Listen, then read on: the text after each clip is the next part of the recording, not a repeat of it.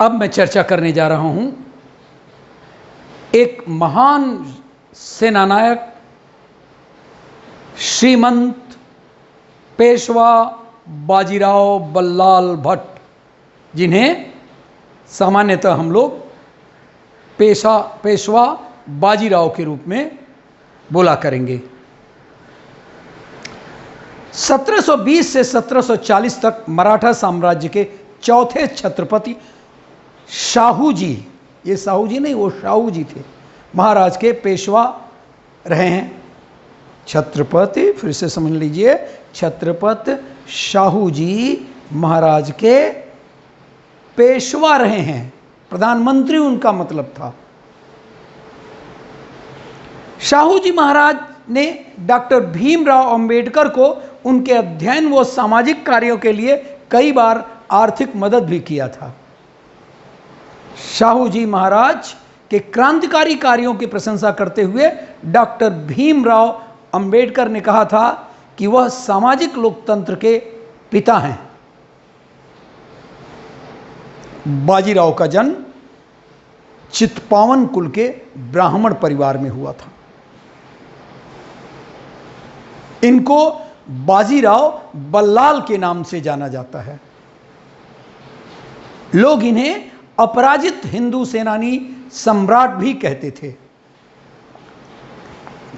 इन्होंने अपने कुशल नेतृत्व एवं रण कौशल के बल पर मराठा साम्राज्य का विस्तार विशेष तौर पर उत्तरी भारत में किया और इसके कारण ही उनकी मृत्यु के 20 वर्ष बाद उनके पुत्र के शासनकाल में मराठा साम्राज्य अपने चरमोत्कर्ष पर पहुंच सका। बाजीराव को पहले सभी 9 महान पेशवाओं में सर्वश्रेष्ठ माना जाता था। आपको बता दूं कि पेशवा कोई उपनाम नहीं था, बल्कि पेशवा को प्रधानमंत्री और सेनापति के रूप में जाना जाता था। तो शासक के रूप में राजा, छत्रपति या महाराज की पदवी हुआ करती थी। पेशवा प्रधानमंत्री के रूप में चर्चा हुआ करती थी। तो पेशवा बाजीराव प्रथम के पिता थे पेशवा बालाजी। विश्वनाथ भी छत्रपति शाहू जी महाराज के पेशवा थे। बचपन से बाजीराव को घुड़सवारी करना, तीरंदाजी, तलवार, भाला, बनेठी, लाठी आदि चलाने का खूब शौक था। 13-14 वर्ष की उम्र में, खेलने की आयु में बाजीराव अपने पिताजी के साथ घूमते थे और उनके साथ घूमते हुए वह दरबारी चालों व रीति रिवाजों को आत्मसात करते रहते थे। यह क्रम 19-20 वर्ष की आयु तक उनका चलता रहा। जब बाजीराव के पिता का अचानक निधन हो गया तो मात्र 20 वर्ष की आयु में बाजीराव को शाहू जी महाराज ने उनको पिता की जगह पर पेशवा बना दिया। जब महाराज शाहू ने 1720 में बालाजी विश्वनाथ के मृत्युपरांत उनके 19 वर्षीय ज्येष्ठ पुत्र बाजीराव को पेशवा नियुक्त किया गया तो पेशवा पद वंश परंपरागत बन गया।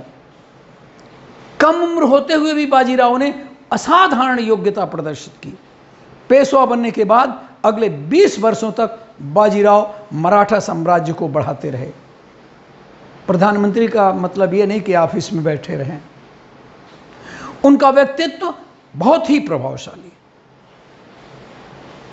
सच तो यह है कि उनमें एक जन्मजात नेतृत्व शक्ति थी, अद्भुत रण कौशल, अदम्य साहस और अपूर्व संलग्नता से तथा प्रतिभा संपन्न अपने भाई श्रीमान चिमाजी साहिब अप्पा के सहयोग द्वारा शीघ्र ही उन्होंने मराठा साम्राज्य को भारत में सर्वशक्तिमान बना दिया। इसके लिए उन्हें अपने दुश्मनों से लगातार लड़ाइयाँ लड़नी पड़ी। अपनी वीरता, अपनी नेतृत्व क्षमता व युद्ध कौशल योजना के द्वारा वो महान वीर हर लड़ाई को जीतता गया। शिवाजी की तरह से ही वो बहुत ही कुशल घुड़सवार थे। घोड़े पर बैठे बैठे भाला चलाना, बंदूक चलाना उनके लिए बहुत आसान सा काम था, बाएं हाथ का खेल था। घोड़े पर बैठकर श्रीमंत बाजीराव के भाले की फेंक इतनी जबरदस्त होती थी कि सामने वाला घुड़सवार अपने घोड़े सहित घायल हो जाता था। ये वो समय था जब भारत की जनता मुगलों के साथ साथ अंग्रेजों और पुर्तगालियों के अत्याचारों से त्रस्त हो चुकी थी। वे भारत के देवस्थान तोड़ते थे, जबरन धर्म परिवर्तन करते थे, महिलाओं और बच्चों को मारते थे, भयंकर शोषण करते थे। ऐसे में श्रीमंत बाजीराव पेशवा ने उत्तर भारत से लेकर दक्षिण भारत तक ऐसी ऐसी विजय पताका फहराई कि चारों ओर उनके नाम का डंका बजने लगा। लोग तो उन्हें शिवाजी का अवतार मानने लगे। बाजीराव में शिवाजी महाराज जैसी ही वीरता और पराक्रम था, वैसा ही उच्च चरित्र भी था। 1724 में पालेखड़ में महाराष्ट्र के परम शत्रु निजामुल मुल्क को पराजित कर 1728 में उससे चौथ और सरदेश मुखी भी वसूली, टैक्स भी वसूला। फिर मालवा और बुंदेलखंड पर आक्रमण कर मुगल सेनानायक गिरधर बहादुर और दया बहादुर पर विजय प्राप्त की। पहले हिंदू भी तो थे जो उनके पाले में थे। दंभोई में त्रियंबक राव को नतमस्तक करके 1731 में उन्होंने आंतरिक विरोध का दमन कर दिया। सीधी, आप जानते हैं, सीधी आंग्रिया तथा पुर्तगालियों एवं अंग्रेजों को भी बुरी तरह पराजित किया। उनकी सैन्य शक्ति का चरमोत्कर्ष था 1737। उसी वर्ष भोपाल में श्रीमंत बाजीराव पेशवा ने फिर से निजाम को पराजय दी और अंततः 1739 में उन्होंने नासिर जंग पर विजय प्राप्त की। बाजीराव को, जैसा मैंने बताया, महान घुड़सवार सेनापति के रूप में लोग मानते थे और इतिहास के उन महान योद्धाओं में बाजीराव का नाम आता है जिन्होंने कभी भी अपने जीवन में युद्ध नहीं हारा, और बाजीराव भी अपने जीवन में एक भी युद्ध नहीं हारा। जब यहाँ बाजीराव की बात कर रहा हूँ तो बाजीराव प्रथम, क्योंकि और भी बाजीराव हुए हैं, और यह उनकी महानता को भी दर्शाता है, उनकी श्रेष्ठता को व्यक्त करता है। अब शायद अकबर के बाद कोई ऐसा पहला सेनापति हुआ जिसने कभी युद्ध में नहीं हारा, तो यह बाजीराव पेशवा ये प्रथम थे और भारत के इतिहास में पहली बार ऐसा घुड़सवार सेनापति हुआ।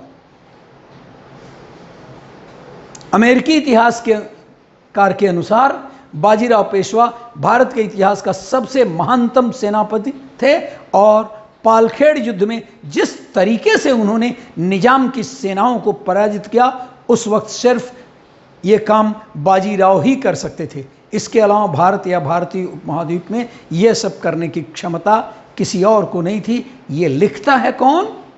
अमेरिकी साहित्यकार। बाजीराव और उनके भाई चिमाजी अप्पा ने बेसिन के लोगों को पुर्तगालियों के अत्याचार से ही बचाया, जो जबरन धर्म परिवर्तन करा रहे थे और यूरोपीय सभ्यता को भारत में लोने वापस लाने की कोशिश कर रहे थे, जिसके चलते 1739 के अंतिम दिनों में अपने भाई चिमाजी अप्पा को भेजकर उन्होंने पुर्तगालियों को नस्तनाबूद कर दिया। और वही कारण था, बसई की संधि बड़ी मशहूर है इतिहास में, वही बसई की संधि उनसे करवा लिया। सबसे बड़ी जीत बाजीराव पेशवा प्रथम की 1728 में पालखेड़ की लड़ाई में हुई, जिसमें उन्होंने निजाम की सेनाओं को पूर्णतया दलदल नदी के किनारे ला खड़ा किया। न इधर जा सकते न उधर जा सकते। अब निजाम के पास आत्मसमर्पण के अलावा कुछ नहीं बचा था और शाहू को मराठा साम्राज्य का वास्तविक छत्रपति घोषित कर दिया गया और संभाजी द्वितीय को कोल्हापुर का छत्रपति। उसके बाद बाजीराव ने कई और लड़ाई लड़ी। 1737 में बाजीराव ने दिल्ली पर चढ़ाई कर दी और वह शहादत अली खान की सेना, जो कि करीब 1 लाख की सेना थी, उसको लोग अपनी चाल को चलते और उसको चकमा देकर दिल्ली की ओर निकल गए। और उन्होंने चिमाजी अप्पा को करीब 10,000 की सेना को लेकर निजाम को रोकने के लिए छोड़ दिया था। अभी दिल्ली में लाल किले के सामने पहुंचे, जहां मोहम्मद शाह इतना घबरा गया कि कहीं जाकर के छिप गया। वहां लूटकर बाजीराव पेशवा वापस पुणे की ओर लौटे, जहां पर मोहम्मद शाह रंगीला ने शहादत अली खान और हैदराबाद के निजाम को लिखा कि आप बाजीराव को पुणे से पहले ही रोक लीजिए, नहीं तो क्या होगा, जिस बाजीराव का सामना भोपाल के निकट निजाम से हुआ था, वही बाजीराव की सेना अब दोनों सेनाओं को हराकर भोपाल की संधि की। इस तरह मालवा का संपूर्ण क्षेत्र मराठों को प्राप्त हो गया। इससे मराठों का प्रभाव संपूर्ण भारत में स्थापित हो गया। बाजीराव ने 1730 ईस्वी में शनिवार बाड़ा पुणे में उसका निर्माण करवाया और पुणे को देश की राजधानी नियुक्त की। उन्होंने हिंदुओं को एक कर विदेशी शक्तियों के खिलाफ लड़ने का बीड़ा उठाया और 1739 में अपने भाई चिमाजी की सेनाओं को द्वारा पुर्तगालियों को पराजित कर वसई की संधि की, जैसा मैंने बताया था। पुर्तगालियों के अभद्रपूर्ण व्यवहार से भारतीय जनता को बाजीराव प्रथम ने बचा लिया था। महान और काबिल हिंदू योद्धा थे बाजीराव। खौफ फैला हुआ था बाजीराव का समस्त भारत में, यहां तक कि जयपुर के राजा जय सिंह भी उनकी काफी तारीफ किया करते थे। 1731 में उन्होंने महाराजा छत्रसाल की बेटी से विवाह किया और बुंदेलखंड का 1/3 हिस्सा मराठा साम्राज्य में मिला दिया। जब मोहम्मद खां की सेना को पराजित करके पर युद्ध हुआ तो उन्होंने महाराज छत्रसाल को पराजय से बचा लिया, क्योंकि उनकी बेटी से इनका विवाह हुआ था, और वापस उनको बुंदेलखंड राज्य को लौटा दिया। इससे प्रसन्न होकर छत्रसाल ने अपनी पुत्री मस्तानी का विवाह बाजीराव से कर दिया। अपने यशो सूर्य के मध्यकाल में ही 28 अप्रैल 1740 को अचानक किसी रोग के कारण उनकी असामयिक मृत्यु हो गई। कोई मात नहीं दे सकता था बाजीराव को। युद्ध में वो सदैव अग्रगामी रहते थे।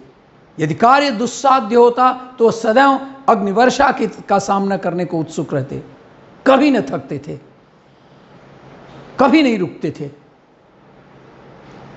उनको अपने सिपाहियों के साथ दुख सुख उठाने में भी बड़ा आनंद आता था। विरोधी मुसलमानों और राजनीतिक क्षेत्र पर नवोदित यूरोपीय सत्ताओं के विरुद्ध राष्ट्रीय उद्योगों में भी सफलता प्राप्त करने की प्रेरणा उनको मिली और हिंदुओं के विश्वास और श्रद्धा में उनको सदैव मिलती रही। वो उस समय तक जीवित रहे जब तक अरब सागर से बंगाल की खाड़ी तक संपूर्ण भारतीय महाद्वीप पर मराठों का भय व्याप्त न हो गया हो। उनकी मृत्यु डेरे में हुई, जिसमें वो अपने सिपाहियों के साथ आजीवन रहे।